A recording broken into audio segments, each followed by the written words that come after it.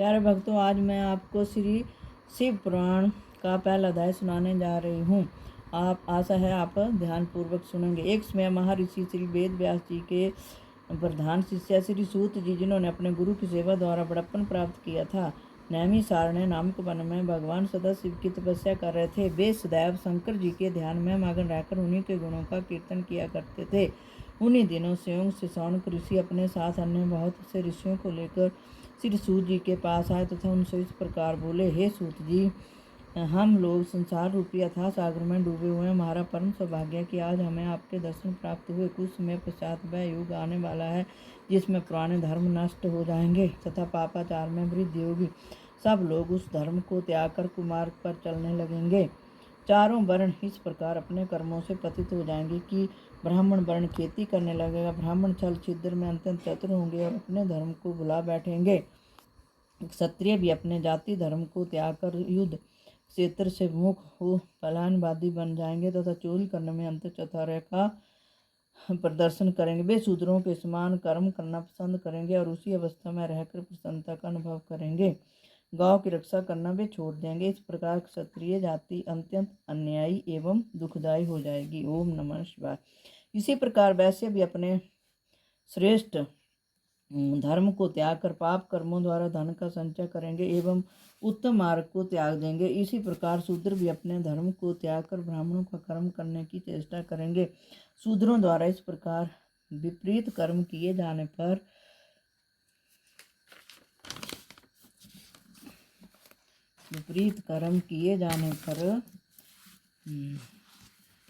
ब्राह्मणों का तेज नष्ट हो जाएगा। ऐसी दशा में संपूर्ण प्राणियों की आयु भी कम रह जाएगी। संसार में जब इस प्रकार का धर्म बढ़ जाएगा और जाति बंधन नष्ट प्राय हो जाएगा, उस समय भिक्षुकों द्वारा भिक्षा मांगे जाने पर भी उन्हें कोई कुछ दान या भीख नहीं देगा। वर्ण संकर मनुष्य अपने को उच्च कुलीन समझकर और लोगों को हे दृष्टि से देखेंगे।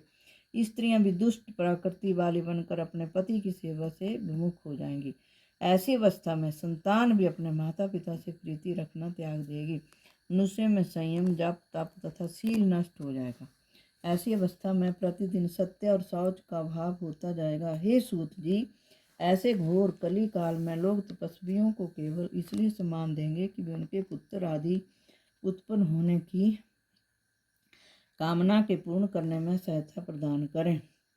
इस युग में केवल बालों को संवार लेना ही सुंदरता का लक्षण होगा और अपने पेट को भर लेना ही सबसे श्रेष्ठ कार्य समझा जाएगा। भला आप ही बताइए कि ऐसे घोर समय में कलयुगवासी जीव किस प्रकार मुक्ति प्राप्त कर सकेंगे। वे अपने पापों तथा सहस्रों दुष्कर्मों को भस्म कर सत्य पथ को अपनाने में किस प्रकार समर्थ हो सकेंगे। आप सब प्रकार की चिंताओं को दूर करके प्रसन्नता प्रदान करने वाले हैं। हम लोग इसी चिंता में डूबे हुए थे कि तब तक हमें आपके दर्शनों का सौभाग्य प्राप्त हो गया। अब कृपा करके कोई ऐसा उपाय बताइए जिससे हमारी यह चिंता नष्ट हो जाए और हम प्रसन्नता को प्राप्त करें। संसारी जीवों का हित चाहने वाला आपके समान और कोई नहीं है। आपने भगवान वेद व्यास जी की अंतिम सेवा की है और अनेक पापियों को पाप रूपी समुद्र से पार उतारा है। भगवान कृष्ण देव ने अत्यंत कृपा करके आपको संपूर्ण पुराण पढ़ाया था। आप हम पर भी अवश्य कृपा करें। शौनक ऋषि के मुख से निकले इन वचनों को सुनकर सूत जी अत्यंत प्रसन्न हुए। तदुपरांत अपने नेत्रों से प्रेम अश्रुओं की वर्षा करते हुए इस प्रकार बोले, हे शौनक जी तथा अन्य ऋषि महानुभावों, आप लोग परम ज्ञानी एवं संपूर्ण संसार का हित चाहने वाले हैं। यद्यपि संसारी लोगों की वह बुद्धि नष्ट हो गई है जिसमें सबके मंगल का ध्यान रहता है, फिर भी आप सब लोग उसके अवभास स्वरूप हैं, क्योंकि आपने अन्य लोगों के उपकार के लिए ही मुझसे यह प्रश्न किया है।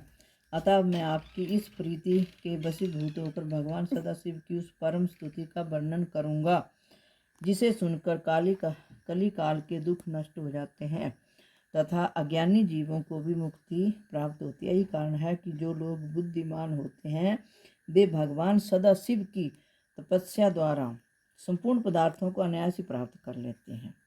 शिवलोक में किसी प्रकार का शोक और दुख कभी भी नहीं व्यापता। जो लोग शिव जी का नमन करते हैं वे बहुत संतान प्राप्त करते हैं। अतः हे ऋषियों, उचित यही है कि इस संसार को दुख रूप समझकर शिवजी के चरणों में ही प्रीति लगाई जाए। हे शौनक, शिवजी की प्रस्तुति करने में वेद भी असमर्थ हैं, अतः शिवजी का क्षण भर के लिए भी ध्यान करना नहीं भूलना चाहिए। सूत जी के मुख से वचन सुनकर शौनक ऋषि अपने दोनों हाथ जोड़कर उनके सम्मुख बैठ गए। तदुपरांत सब ऋषियों ने परस्परम विचार विनिमय करके सूत जी से कहा, हे सूत जी, शिवजी तो निर्गुण कहलाते हैं, उन्होंने सगुण रूप किस प्रकार धारण किया, उन्हें संसार को किस प्रकार उत्पन्न किया तथा स्वयं किस प्रकार उत्पन्न हुए। वे प्रलय काल में संसार को नष्ट करके स्वयं किस प्रकार स्थित रहते हैं, वे किस प्रकार किस कार्य से प्रसन्न होते हैं और प्रसन्न होकर क्या वरदान देते हैं। सूत जी यह सब वृत्तांत तथा इसके अतिरिक्त भी भगवान सदाशिव के संबंध में और जो कुछ भी जानने योग्य हो आप उसे हमें बताइए, क्योंकि आप वेद व्यास जी की कृपा से भूत विषय वर्तमान इन तीनों कालों की गति को जानने में समर्थ हैं। तभी तो व्यास जी ने कृपा करके आपके श्रीमुख से आपको इस ब्रह्मांड का संपूर्ण रहस्य समझा दिया है। यह बात निश्चित है कि जब तक श्रेष्ठ ब्रह्मा ज्ञानी से भेंट नहीं होती तब तक शोक तथा मोह नष्ट नहीं होता है। हम तो उसी को बड़ा भाग्यवान मानते हैं जो शिवजी की कथा एवं कीर्तन से अपना संबंध सदैव बनाए रहते हैं। अतः ओम नमः शिवाय, ओम नमः शिवाय।